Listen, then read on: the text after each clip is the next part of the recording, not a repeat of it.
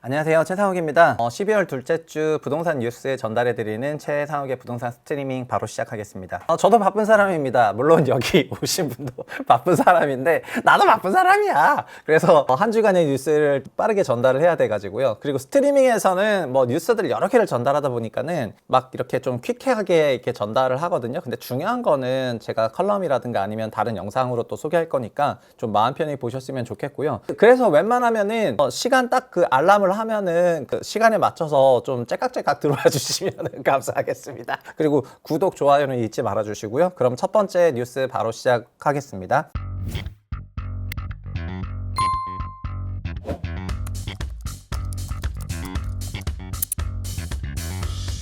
첫 번째는 한국은행에서 또 줄 세우기 좋아하는 대한민국 사람들에게 되게 자극이 되는 그런 레포트를 발표했습니다. 원래 이제 매년 나오는 가계금융복지조사라는 그런 레포트인데요. 이 가계금융복지조사라는 거는 결국 우리나라 대한민국 가구 약 2,300만 가구 되는데 그 2,300만 가구의 자산, 부채, 순자산이 얼마냐 이렇게 발표를 하는 겁니다. 가구 자산은 5억 2,700만 원이 평균이고요. 그리고 금융자산으로 1억 2천만 원, 그리고 실물자산으로는 4억 정도 되겠습니다. 근데 실물자산 보시면 5.9% 빠졌거든요. 이 5.9% 빠진 게 부동산 가격 하락을 반영해가지고 실물자산이 빠졌고, 그래서 총 자산이 5억 2천만 원대로 내려갔습니다. 부채는 반면 총 부채가 증가를 했어요. 9,186만 원으로 미세한 0.2% 증가인데, 금융부채는 6,694만 원으로 1.6% 감소, 임차보증금이 5% 증가해서 2,492만 원 되겠습니다. 그래서 순자산은, 자산 빼기 부채는 순자산인데, 순자산은 4억 5,600만 원에서 4억 3,500만 원대로 감소를 해서 요 정도가 대한민국 평균 자산 되겠습니다. 근데 우리나라 가구를 보시면은 1인 가구가 35% 비중이 되니까 1인 가구, 2인 가구, 3인 가구, 4인 이상 가구 이렇게 쭉 되어 있고, 그 가구 수가 한 2,300만 정도 되잖아요. 그래서 이건 가구 전체의 평균이다, 그렇게 생각하시면 될 것 같습니다. 근데 보유액별로 살펴보면은 전체 이 평균은 4억 3천이지만 순자산 3억 원 미만의 전체 비중이 57.4%가 되거든요. 그래서 이 순자산 3억 이하의 가구를 전체적으로 60%를 차지하고 있는데, 이 정도 갖고 있다고 생각하시면 될 것 같고요. 순자산 1억 이하가 30% 정도 되거든요. 그러니까 순자산 1억도 사실은 달성하기가 되게 어려운 그런 숫자라고 생각하시면 될 것 같고, 순자산 10억이 넘는 분을 우리가 통상 부자 가구라고 하는데, 이 부자 가구의 비중이 10.3% 정도로 10가구 중에 한 가구고요. 그리고 이게 작년에는 11%대였거든요. 근데 부동산이 빠졌기 때문에 부동산 빠지면서 그 순자산 10억에서 내려온 가구가 적지 않은 것 같아요. 한 3, 40만 가구가 내려온 것 같습니다.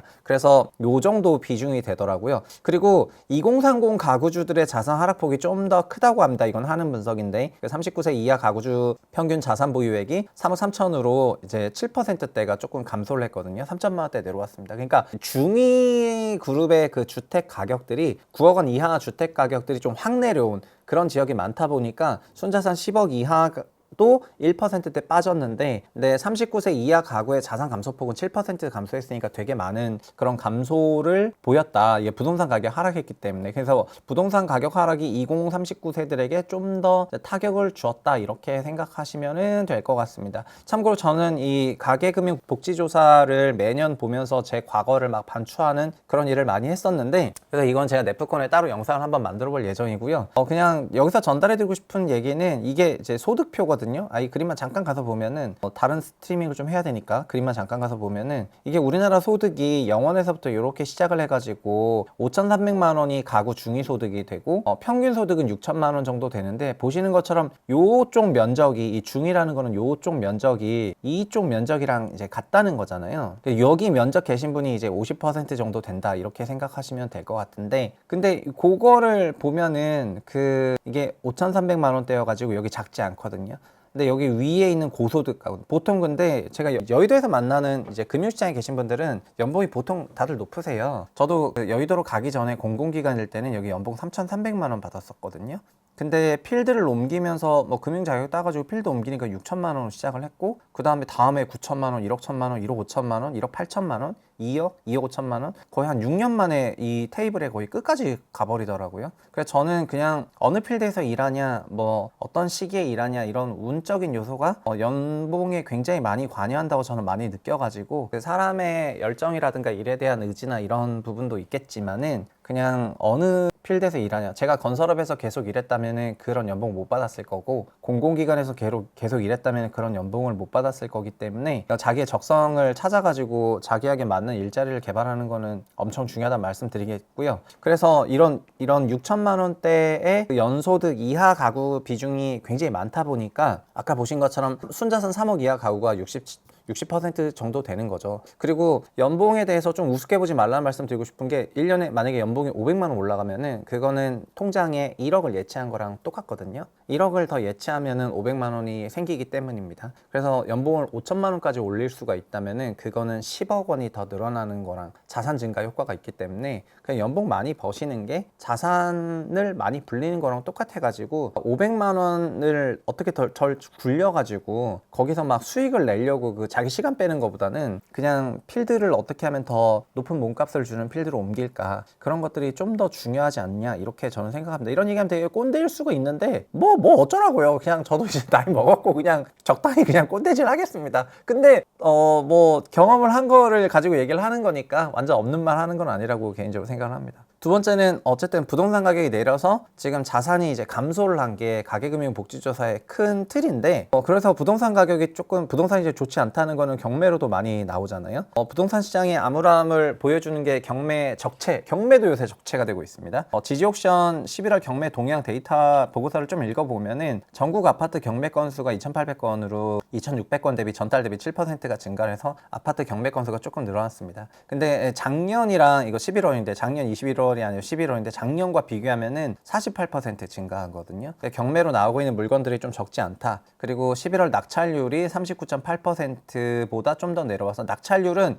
10건에 37.8이니까 10건에 한 4건 된다 이런 거고, 낙찰가율은 이게 뭐 한 10억에 올라왔으면은 84% 정도 되는 금액인 8억 4천 정도의 낙찰이 된다 이런 얘기가 되는 거거든요. 응찰자 수도 10월엔 6.3명인데 지금 6명 정도 되다 보니까 이 낙찰가율이 보시면은 이 낙찰률이라는 거는 10건 중에서 몇 퍼센트가 낙찰된다는 건데 올해 7월 이후로 낙찰률은 조금씩 내려가고 있고 지금 28.5%까지 내려왔고요. 낙찰가율은 이렇게 낙찰가율 금액은 80%대를 꾸준히 유지하고 있긴 하거든요. 근데 이번 달부터 조금 내려왔죠. 경매 건수는 이렇게 늘어나고 있어가지고 아마 요 시기부터 이제 7, 8, 9, 10, 11월부터는 경매 건수 올라오는 증가 속도가 조금 예사롭지 않다고 봐도 될 것 같긴 하거든요. 그게 지금 경매 시장 분위기다 이렇게 말씀드리겠습니다. 최근 그래서 부동산 관련 위기설이 다시 한번 슬금슬금 나오고 있는데 얼마 전에 부동산 PF 관련해서 그 신평사가 조금 이제 굉장히 좀 강력한 그런 보고서를 썼습니다. 부동산 PF 부실 관련해서 이런 얘기들이 많이 나왔는데 저도 부동산 PF 부실이 내년에는 되게 문제가 될 것 같다 이렇게 생각을 하고 있습니다. 그 금융워건별 부동산 PF 연체율을 보면은 뭐 저축은행, 여신전문기관, 금융기관 평균 이렇게 이제 되어 있는데 이 PF 대출 잔액도 보면은 은행이나 보험은 큰 의미가 없어요. 은행 보험은 큰 문제가 없고 증권사, 저축은행, 여신전문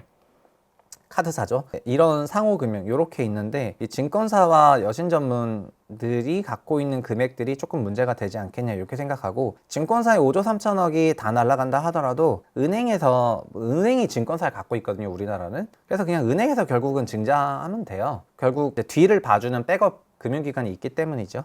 근데 대신에 은행 증권사 레벨에서도 멀쩡하긴 어렵다 보니까는 기본적으로 엄청난 감익을 인정을 한번 해야 되고 그러면서 손실 반영하고 인원 구조 조정하고 그런 사태들이 조금 일어나지 않을까 싶습니다. 그리고 사실 이 PF 얘기하면은 브릿지론과 본 PF를 얘기해야 되는데 브릿지론 레벨에서 증권사, 저축은행, 여신 전문 기관이 활용을 하고 본 PF로 가면은 은행과 보험이 활용을 하잖아요. 그래서 본 PF보다는 브릿지론 PF가 좀 더 위험하고, 브릿지론 PF는 땅만 샀고 집을 못 지었어. 그래서 분양을 못 하니까 돈이 없거든요. 그러면은 토지주가 돈을 못 받았으니까 땅 사려고 그 증권사하고 카드사한테 돈 빌렸는데 돈 못 갚아가지고 이 토지주들이 다 거의 파산 직전인데, 우리나라에서 그 주도부랑 준공을 통해 가지고 이런 토지주들한테 돈을 인젝션을 하고 있죠. 그래서 이들에게서 돈을 넣어주다 보니까 이게 돈들이 이자비로 나가고 있어가지고 지금 증권사랑 카드사들은 이 이자비 잘 받고 있습니다. 근데 언제 그러면은 이 이자비를 못 갚게 되냐라고 생각하면은 금융기관 전체가 다 총선 끝나면은 못 받지 않을까 이런 생각하고 있어가지고 총선 전까지는 이자를 받을 수가 있도록 정책을 써줄 것 같으니까 그냥 계속 킵하는 거거든요. 그러니까 뭔 얘기냐면은 요 사업이 이미 분양을 못하고 있어서 사실상 준파산 사업인데 이자 낼 돈도 없는데 이자를 주도부 준공을 통해서 인젝션을 해주니까 그거를 다시 증권사한테 주고 있습니다. 그럼 언제 파산한다? 내년 총선 후에 파산시킨다고 생각하니까 총선까진 끌고 가고 싶은 거죠. 그럼 여기서 뭐가 문제냐면은 이 브릿지론 PF 이자가 두 자릿수인데 두 자릿수도 11%가 아니라 지금 거의 19%, 20% 되거든요. 그럼 잘 생각해 볼게요. 땅값이 5천억이에요. 근데 이거에 대한 이자비가 땅값에 대한 이자 대출을 5천억이면 4천억을 받았어요. 4천억에 대한 이자를 20%로 내볼게요. 그러면은 800억이 되는 거잖아요. 800억이란 금액이 계속 쌓이는 거죠. 그럼 쌓이게 되면은 결국 토지비 플러스 이자가 토지 원가가 되는 건데, 요 사업은 토지 원가가 너무 높아가지고요. 내년 4월 이후에 이렇게 엄청나게 높은 토지 원가 사업에서 이 토지 원가에서 거기서 분양을 한다? 그럼 얘는 거의 미분양이에요. 거의 미분양이고, 그래서 이 사업은 이 가격으로 본 PF 가격이 가기가 어렵고 이 엄청나게 높아진 금액에서 엄청난 상각을 한 다음에 갈 가능성이 높거든요. 그래서 증권사 연체율이 엄청 높은데 그 한기평에서 이런 이 증권사가 보유한 PF 익스포저가 24조 원인데 그 내년 상반기에 한 11조 9천억 정도 만기인데 이런 것들이 브릿지론 손실이 50% 정도 될 것 같다 이렇게 생각하는 겁니다. 저도 똑같이 생각합니다. 왜냐하면은 아까 땅값에 이자비를 얹었지 않습니까? 그 이자비가 2년치가 쌓였잖아요. 그럼 2년치가 쌓였으니까 이미 땅값이 5천억이 아니라 5천억의 이자비만 거의 지금 한 2천억 이상 붙어 있잖아요. 그럼 7천억짜리가 된 거잖아요. 근데 5천억에도 안 팔리는데 7천억에 팔리겠어요? 토지비 7천억에 건축비가 올라서? 그럼 얘는 땅값이 반토막 날 가능성이 있다는 거고, 그게 50% 브릿지론 손실이거든요. 저도 그 정도 있을 수도 있다고 생각을 하고 있어가지고 이게 내년 5월, 6월쯤에 한국 경제를 좀 건들 만한 뇌관 중에 하나입니다. 근데 예상을 하고 있기 때문에 이거를 커버하고 대비를 하고 있죠. 대비를 하고 있다고 우리는 생각을 하고 있고, 그래서 실제로 진행되면은 이걸로 인해서 어떻게 파장이 갈지는 봐야 되는데, 대한민국이 12조 정도 되는 그런 경제 부실을 커버하지 못하는 그런 경제 규모냐? 아니죠. 우리나라 경제 규모는 2100조 원 넘어가고 있기 때문에 엄청난 경제 규모가 있는데, 그럼에도 불구하고 이런 상당한 손실이 있거나 경기 충격이 올 법한 이슈들이 쉬운 잔잔한 그런 이슈는 아니거든요. 그래서 이거를 좀 중요하게 생각해야 될 것 같고, 한기평에서는 이런 보고서를 내고 나서 좀 힘들어지지 않았을까, 저 개인적으로 그런 생각도 하고 있습니다. 요즘에 국내 금융기관들이 내년 상반기가 어렵다라고 말을 하면은 되게 좀 이런저런 군데서 연락을 많이 받거든요. 그래서 한기평도 연락을 좀 많이 받지 않았을까라는 그런 생각을 조금 하고 있습니다. 그래서 안타깝지만 뭐 어쩔 수가 없죠. 그럼 최근 부동산 시장은 그러면은 뭐 하락 일변도냐? 그게 아니죠. 매매가는 하락하고 있는데 전세가가 오르고 있어서 좀 소위 디커플링이 되고 있습니다. 그 주택시장의 하락세는 좀 티가 날 정도예요. 통계를 보면은 전반적인 하락세인데, 전세 같은 경우에는 좀 강세를 보이고 있죠. 그래서 KB부동산에서 11월 서울 아파트 평당 전세가 2,300만 원이라고 해서 이게 2,398에서 2,245년 바닥 찍고 지금 이렇게 올라가고 있거든요. 그래서 지금 서울 아파트 평당 전세가격이 많이 올랐다 이렇게 얘기를 하는데, 사실 서울 아파트 전체 평당 전세 가격이라는 거는 입주 물량도 있고 신축, 구축 등등도 있고 여러 가지가 있어서, 저는 이제 이런 데이터를 보는 것도 중요하지만 전세 실거래 지수를 보는 게 되게 중요하게 생각을 하는데, 전세 실거래 지수는 지금 올해 반등으로 나오고 있습니다. 올해 하반기에 반등으로 나오고 있고요. 그리고 전세 실거래 지수가 아니라 전세 가격 지수라는 게 있습니다. 그 전세 가격 지수라는 거는 이거는 작년 말보다도 올해 10월까지 더 하락했다고 나오거든요. 그래서 두 지수가 다르게 발표가 되고 있어가지고 같은 KB나 아니면은 같은 그 부동산원 안에서도 교통정리 한번 해야지 될 것 같습니다. 전세 가격은 9월까지는 상당한 강세였습니다. 왜냐하면은 올해 2분기하고 3분기는 매매가 전세가가 다 반등했기 때문에 상당한 강세였다 이렇게 표현하면 좋을 것 같고요. 4분기 들어서는 매매가가 대출 규제로 인해서 하락을 했는데 11월부터 전세가 다시 재상승해서 지금 이번 달에 조금 디커플링이 났거든요. 근데 그런 디커플링에 대해서 여러 가지 해석이나 이런 것들이 다 있는데 뭐 저는 저만의 해석을 지난주에 했으니까 그걸 참고하셨으면 좋을 것 같고요. 제 개인적인 생각은 아마 12월 정도가 좀 단기 전세 피크이지 않겠느냐 이렇게 생각을 하고 있습니다. 왜냐하면은 그냥 그것도 지난주에 좀 설명을 드렸는데 전세가 상승은 전세대출 규제를 앞두고 미리 전세금을 좀 땡겨받거나 전세 갱신 계약을 했거나 이런 형태가 나타나면서 조금 나타난 현상이라고 생각을 하고 있어가지고 그래서 지금은 이제 단기 전세 강세가 그러니까 뭐 12월은 좀 너무 저는 자주 틀린 사람이니까요. 12월은 좀 너무 그렇고 전세 역시 좀 피크를 찍고 하락하지 않겠느냐가 제 24년 시장 전망이 되겠습니다. 그래서 내년 같은 경우에 매매가도 8% 정도의 하락을 전망을 하고 있고 전세 역시 그 정도 하락을 조금 열어놓고 있거든요. 그리고 매매 전세가 장기간에 걸쳐서 디커플링 되기는 굉장히 어려워요. 아주 특별한 요건 속에서만 가능해요. 전세금 대출을 내년 5억까지인데 전세금 대출을 뭐 7억까지 열어주고 DSR 안 보고 이런 형태로 아주 대출이 엄청나게 우호적이어야만 전세가 초과 강세가 있을 수가 있고 반대로 전세 대출에 대해서 조금 규제하기 시작하면은 전세 강세 가기가 조금 어렵고 지금 규제 전에 미리 선수요로 좀 올려놓은 거라고 생각하니까 전세 피크가 멀지 않았다 이렇게 생각을 해서 그냥 조금 기다리고 보고 있습니다. 최근 실거주 의무 폐지 물 건너가나 이런 뉴스 드리겠습니다. 이게 지난주 되게 화두가 됐던 뉴스입니다. 그 실거주 의무 규제가 있습니다. 이게 분양가 상한제 적용 주택에 실거주를 의무화하는 규제인데 그거를 올해 13 대책에서 13 부동산 규제 완화해서 정부가 이거를 풀어줬습니다. 13 대책은 한 줄로 요약하면은 그 둔촌주공 살리는 대책입니다. 13 대책 전과 후로 나눠서 그 소위 2030 세대들의 지금 윤 정부의 부동산 정책에 대한 평가도 완전 달라졌습니다. 그러니까 작년까지는 부동산 시장에 대해서 크게 개입하지 않고 그 다음에 주택가격 하락을 용인하는 부분에서 소위 되게 칭찬을 했던 2030 그 남자 세대들이 많았던 것 같은데 이 13 대책을 보면서 2030 남자 세대들이 현 정부 부동산 정책에 대해서 완전히 돌아섰다. 저는 이렇게 생각을 하거든요. 왜냐하면 13 대책에서 둔촌주공 아파트 살리는 정책을 썼기 때문에 그렇게 평가를 하는 것 같습니다. 뭐 근거는 많지 않아요. 제가 만났던 30대 남자들의 전반적인 성향이 13 대책 전후로 다들 좀 바뀌었길래 그래서 13 대책이 사람들에게 좀 여러 가지 생각을 줬구나라고 생각을 하고 있습니다. 요거는 그래서 부동산 규제 완화책이고 요때 이제 특례 보금자리론부터 시작해서 청약 관련해서 열어줬고요. 그리고 실거주 의무도 빼면서 이제 투자자들이 그 둔촌주공 아파트를 청약 받을 수 있게 하면서 요 아파트를 살려줬죠. 근데 그러면서 일산 부동산 규제 완화해서 실거주 의무를 폐지하라고 했는데 그거가 결국은 주택법을 개정해야지 통과를 시킬 수 있는 부분인데 주택법 개정에 대해서 여야 간의 시각 차이가 컸기 때문에 이거를 법안 소위에서 논의를 못했죠. 저는 좀 논의를 한다고 들었던 것 같은데 어쨌든 이거를 논의를 못했던 것 같습니다. 민주당 안에서도 좀 싸웠던 것 같고 열어주자 말자로 싸웠던 것 같고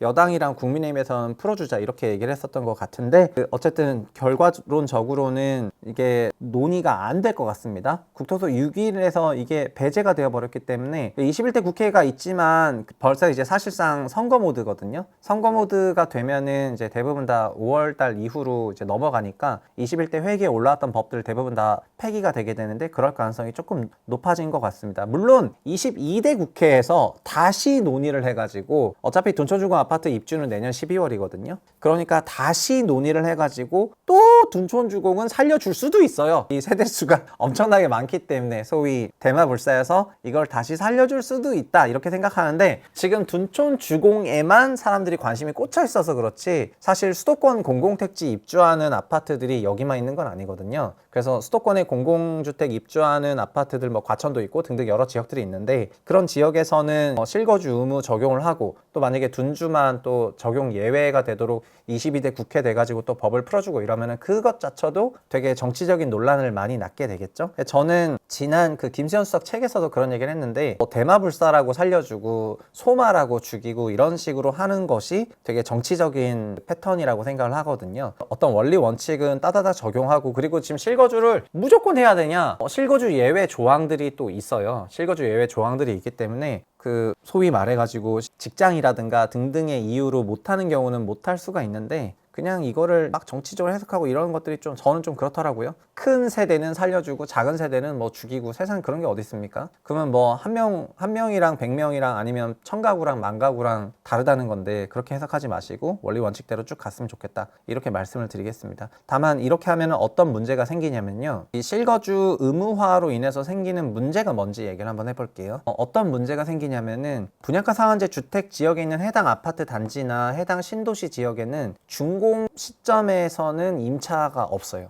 준공 시점에는 임차 가구가 안 나와요. 그렇게 생각하시면 될 것 같아요. 그러니까 3기 신도시를 지었어요. 분상제 적용주택이에요. 준공 의무화가 딱 있어요. 그럼 준공 시점 되고 나서부터는 2년 동안은 실수요자들만 들어가서 살고 임차는 안 나오기 때문에 임차 수요는 아마도 2년 후부터 임차 시장이 만들어진다. 그렇게 생각하시면 될 것 같습니다. 그러니까 전월세가 포함된 그런 임차 시장이 거기 형성되려면은 실자가거주 입주자들이 2년 이상 거주한 다음부터 이제 만들기 시작을 할 거고, 그러니까는 임차 시장 형성은 2년 더 늦다 이렇게 생각하시면 될 것 같습니다. 뭐 이게 뭐 문제냐 하면은 제가 생각할 때는 자가 거주로만 100% 되어 있는 그런 도시는 솔직히 말하면은 완전히 맞는 형태는 아닌 것 같거든요. 그러니까는 우리 특히 뭐 서울이든 수도권이든 자가율이 50%대고 서울은 44% 정도 되는데 임차 수요가 적지 않은데 임차 수요가 빵인 그런 단지들이 만들어진다는 거니까 그런 부분이 나을 부작용이 없지 않아요. 근데 그런 거를 생각을 하고 애초에 이 정책을 썼는지 모르겠지만 그런 생각 안 하고 썼다고 저는 생각을 하고 있고, 그 쓴 그림자가 이렇게 올라오고 있는데 또 그거를 풀어내는 부분에 있어가지고 어쨌든 지금 부동산 정책이 많은 논의를 하고 있다 그런 생각을 저는 전혀 못 받고 있습니다. 여튼 그래서 부작용은 이렇게 하나 저렇게 하나 양쪽 다 많습니다. 그렇지만 실거주 의무를 지금은 폐지하지 말라 이런 여론이 좀 더 앞선다고 생각하고 그 여론에 맞춰서 그 시장이 그렇게 정리했다고 생각을 하고 있습니다. 보시면은 이 편한 세상 강일 어반 브릿지 24년 2월 이건 내년 상반기가 거의 무조건 적용일 거고요. 강동 헤리티지 자이, 그 다음 올파포가 25년 1월인데 24년 12월부터일 거고, 이게 되게 중요한 건데 안타까운 거는 24년 상반기인 더샵 하남 에디피스 아니면은 이편 강의 어반 브릿지나 강동 헤리티지 이런 아파트 단지들도 세대수가 적진 않거든요. 거의 3-4천 세대가 되는 건데 이런 단지들은 적용하고 올파포만 살려주고 이러면은 여기 계신 분들은 뭐가 되는 거예요. 그래서 원리 원칙은 좀 똑바로 적용하는 게 좋을 것 같습니다. 자, 이제 그 다음엔 대출 얘기인데요. 주담대 대환 대출도 이제 온라인으로 비대면으로 가능하다고 합니다. 이 대출과 관련된 정책들은 사실 굉장히 중요하거든요. 그래서 그나마 그리고 대출은 주택 가격과 상간 계수가 20년 이후에 0.8 나오니까 사실상 주택 가격은 주택 대출이 다 똑같이 보시면 되는데 이 비대면 주담대 대환 대출을 개시한다고 합니다. 아마도 뭐 내년부터 갈아타게 해줄 것 같습니다. 시중은행 주담대가 전체적으로 1,000조가 넘기 때문에 대환 대출에서 일부만 갖고 오더라도 뭐 토스나 카카오뱅크나 이런 데서는 상당히 많은 그런 수요를 먹을 것 같거든요. 그래서 이걸 막 비교해주는 그런 대환 대출 플랫폼들도 많이 사용이 될 것 같습니다. 근데 지금 금리가 이미 높고, 그리고 중요한 거는 내년에 스트레스 DSR을 변동금리에 적용을 하거든요. 변동금리에 스트레스 DSR을 적용하는데 이런 온라인 은행들은 더 깔끔하게 적용을 할 것 같아가지고 실제로 금리를 봐야지 대안대출 시장이 얼마나 커질지 볼 것 같습니다. 그래서 이거는 이번 주 가계대출 정책 발표가 매우 중요한 이유가 이거죠. 이걸 그래서 보시고 내년을 좀 얘기를 해야지 될 것 같습니다. 다음 뉴스는 용적률 얘기인데요. 서울시 얘기입니다. 이게 서울에서 용적률 막 사고 판다면서 그 북카페에서 조금 바이럴이 되고 있기 때문에 제가 좀 갖고 왔습니다. 용적 거래제라는 개념입니다. 특정 권역이나 건물에서 규제로 인해서 활용하지 못한 용적률이 있는데 그걸 다른 권역에 팔 수 있도록 허용하는 제도입니다. 미국에 있는 제도를 우리나라로 카피를 했습니다. 용적률이 원래 1000%인데 특별 규제로 뭐 고도든 뭐든 그런 걸로 인해서 용적률을 500%까지 못 받았다면은 나머지 500%를 다른 쪽에 매각할 수 있는 거거든요. 이 문화재 규제 때문에 서울 사대문 안에는 층고 제한이 있잖아요. 그런 층고 제한으로 인해 가지고 개발을 더 이상 못하는 게 있는데, 그러면 다른 개발을 더 높게 할 수 있도록 그렇게 제도를 만들겠다고 하는 소위 이제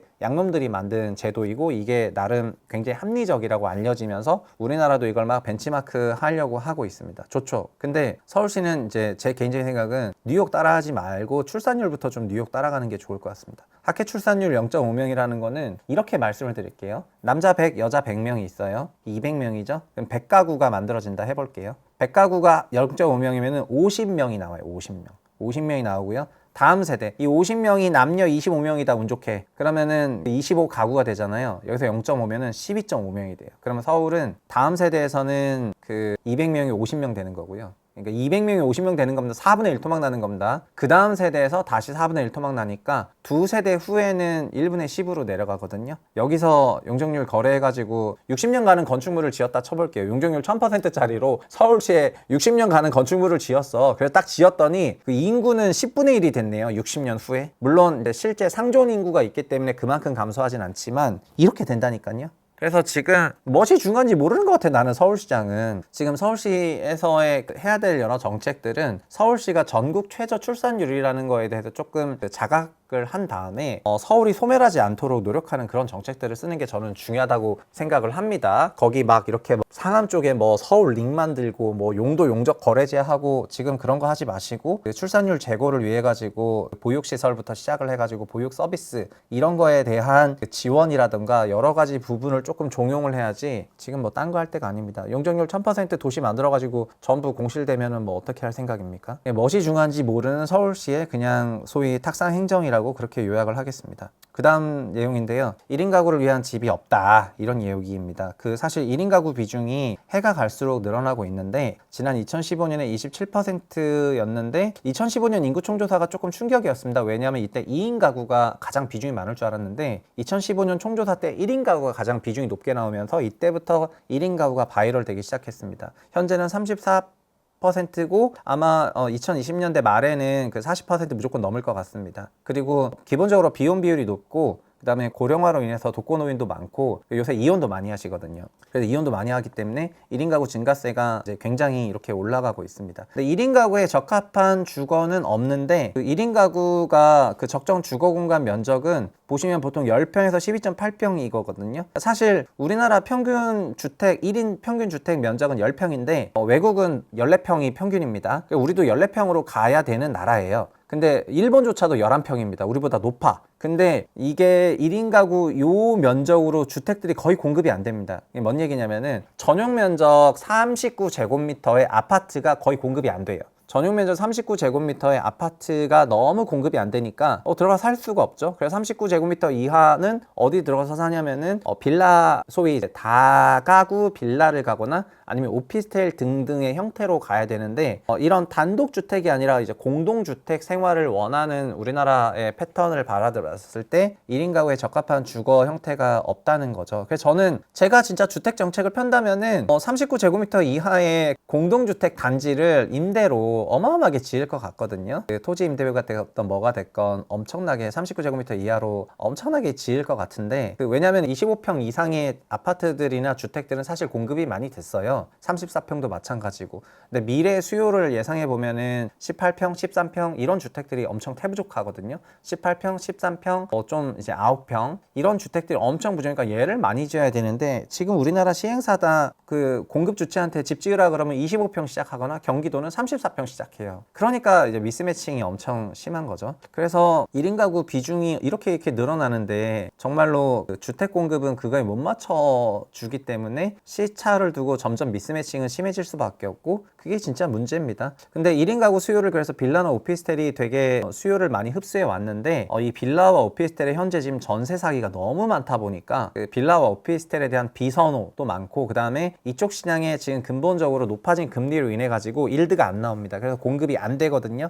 중소건설사들이 대부분 다 이쪽에서 완전 파산하고 있습니다. 그래서 23년에 비아파트 착공이 너무 줄어가지고 지금 신규 국토부 장관이 이 비아파트 쪽 착공이 너무 줄어들다 보니까 이제 완전 이제 박살났죠. 그래서 그런 거를 가지고 지금 이거를 살리기 위해서 노력을 조금 하고 있습니다. 비아파트 관련한 규제는 풀어줄 것 같은데 모든 평형 풀어줄 건 아닐 것 같고요. 저 개인적으로는 소형 평형만 풀어줄 것 같습니다. 소형평 39제곱미터 이하 이런 평만 풀어줄 것 같습니다. 그렇게 해서 되게 다주택자 중과 배제나 주택수 제외나 이런 여러 가지 규제 완화를 저는 아파텔 같은 대형평 오피스텔이 아니고 소형만 풀어줄 것 같아요. 신임 국토부 장관 후보자도 1인 가구용 주택을 좀 더 공급해야 되겠다 이런 필요성이 있는 거지. 지금 투자자들은 다 여기 엮여 있거든요. 다 아파텔에 묶여 있습니다. 아파텔 묶여 있는데 이 아파텔 규제를 풀어주는 게 아니고 소형 오피스텔 규제를 규제를 풀려준다는 생각을 가지고 있는 것 같습니다. 뭐 투자자 살려주겠다 이런 생각은 아닌 것 같아요. 그렇게 요약을 해서 요 이슈를 마무리 짓도록 하겠습니다. 사실 오피스텔 규제 완화는 원희룡 장관 때부터 얘기를 했는데 그때는 뭘 완화해 오피스텔을 주택수에서 빼주겠다 막 이러면서 하니까 투자자들이 막 좋아했었거든요.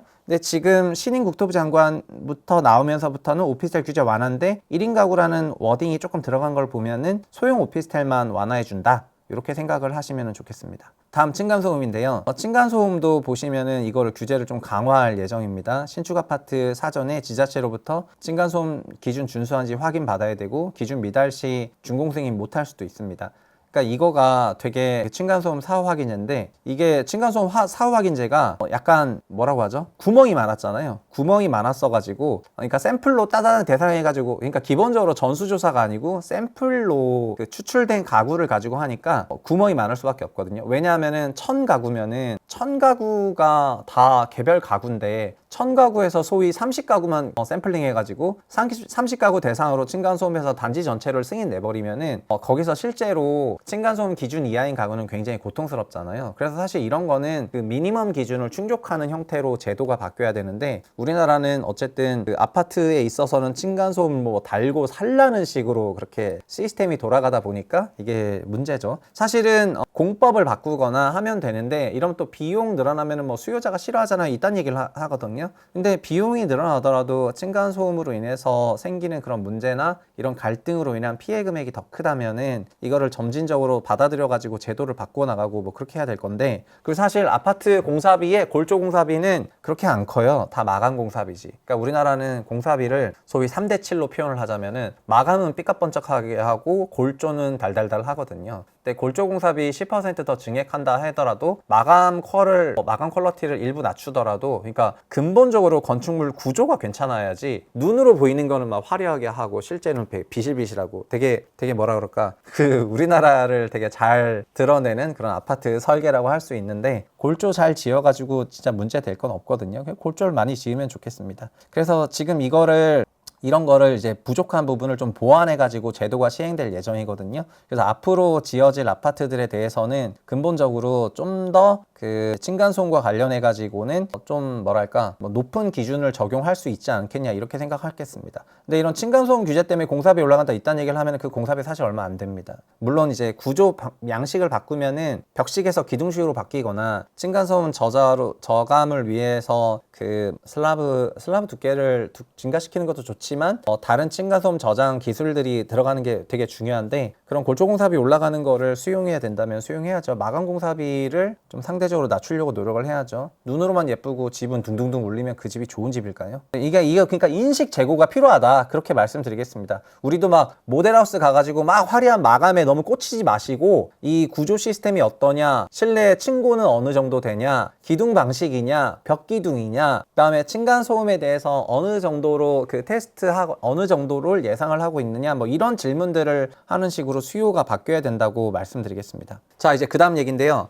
이거는 이제 반값 아파트를 사고 판다는 얘기입니다. 사실 반값 아파트라고 부르기에도 더 죄송스럽죠. 반의 반값 아파트죠. 국회에서는 소위 반의 반값 아파트라고 하는 토지 임대부 주택을 사고 팔 수 있도록 주택법 개정안을 처리했습니다. 그러니까 이번 개정안에서는 10년 동안 LH에 환매를 허용을 하고요. LH에 다시 판다는 거고 10년 뒤에는 제3자한테 매도할 수 있다고 하도록 하는 거거든요. 근데 종전까지는 10년이 지나도 LH에 이제 감정가로 팔았으니까 시세 차익이 좀 많지 않았는데 이번 개정안으로 이제 10년 거주하면은 제3자 시장에 내다 팔면서 시세 차익을 확보할 수 있게 되었다는 것이 국회 주 설명이 되겠습니다. 토지 임대부 주택이니까 토지 매각하는 건 안 되고 건물만 파는 건데 건물도 어차피 공사비에 분양을 하니까 결국 토지 시세와 건물 시세가 같이 그 시세를 반영하면서 올라가는 거잖아요. 그래서 이렇게 되면은 개인 간 거래가 되게 잘 될 것 같고 요걸로 이제 받으신 분들은 되게 소위 말해가지고 이번 그 제도 개선으로 인해서 혜택을 받지 않을까 이렇게 싶습니다. 그리고 요즘 지자체가 최근 들어서는 이런 공공주택 공급하는 데 있어가지고 일반용으로 공급하는 게 아니라 토지 임대부로 공급하려고 노력을 많이 하고 있거든요.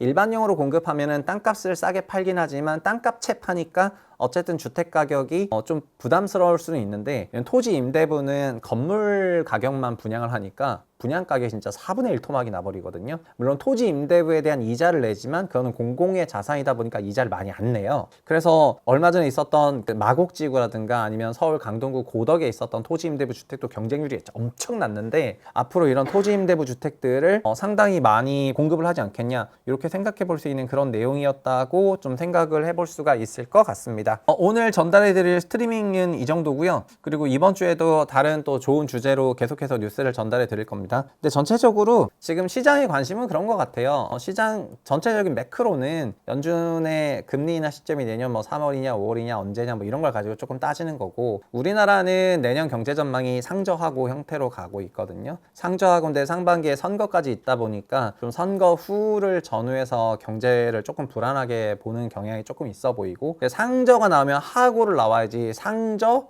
하저 이렇게 해버리면 거의 희망이 없으니까 그런 경제 전망은 통상 안 하는데, 하저는 어떻게 보면 좀 기계적인 전망인 것 같거든요. 근데 우리나라 전체로 보면은 소비가 위축이 됐고 내년 상반기에도 소비는 크게 위축이 될 것 같은데, 반도체로 대표되는 수출 기업들 실적들이 내년 상반기에 돌아설 것 같기 때문에 기업 일부에서는 좀 탄력적인 실적 성장세가 나올 것 같아요. 다만 가계 소비 둔화나 이런 부분은 상존할 거여가지고 소위 기업 사이드와 가계 사이드 간에서는 굉장히 상이한 그런 경제 환경을 내년에 체감하지 않을까 이렇게 개인적으로 생각을 하고 있습니다. 우리나라 가계 소비는 그 금리가 좀 높아졌던 올해 7월부터 좀 위축되기 시작해서 4분기부터는 현저하게 가계 소비가 둔화되거나 위축되고 있는데, 이런 둔화나 위축세가 고금리로 인해서 나타나는 거다 보니까 내년 상반기까지는 이런 추세가 이어질 것 같고요. 그리고 우리나라의 금리 인하 시점은 물가가 확실히 좀 잡히기 시작한 내년 하반기부터 좀 금리 인하가 시작이 되지 않겠냐라고 한국에서는 조금 생각을 하고 있는 것 같은데, 그러면 더더욱 더 내년 상반기가 좀 더 불안해지거나 어려운 환경이 되는 거니까 24년 상반기나 상반기라 하더라도 1, 2월이 아니라 어떻게 보면 어렵다고 생각하는 시점이 소위 2분기, 3분기가 되는 거잖아요. 2분기, 3분기를 조금 걱정을 하면서 좀 시장을 바라보는 것 같습니다. 이런 우려들이 자산시장에 반영이 되는 거고, 그리고 자산시장은 대출과 주택가격은 대출과의 상관성이 0.8 이상으로 엄청 높게 나오는데, 그런 높은 상관성을 가지고 주택시장 바라봤을 때 현재 주택시장으로 돈이 안 들어가고 있기 때문에 매매가 하락세는 뭐 당연한 것 같고요. 전세대출만이 그 가계대출을 조금 안 받고 있는데, 그거는 금요일에 나오는 가계대출 관련한 그런 대책, 그거 나오면은 뭐 라이브를 할지 어떻게 할지 모르겠는데, 그거 나오는 거 보고 나서 내년 시장을 좀 더 명징하게 명확하게 좀 전망할 수 있지 않겠냐 이렇게 생각을 해보고요. 이번 주는 그래서 저는 FOMC보다 더 그 가계대출 관련한 대책을 훨씬 더 중요하게 생각을 하고 있다. 그리고 그게 실제로 훨씬 더 주택시장이 더 중요할 것 같다. 이런 말씀을 드리면서 오늘 그 스트리밍 마치도록 하겠습니다. 감사합니다.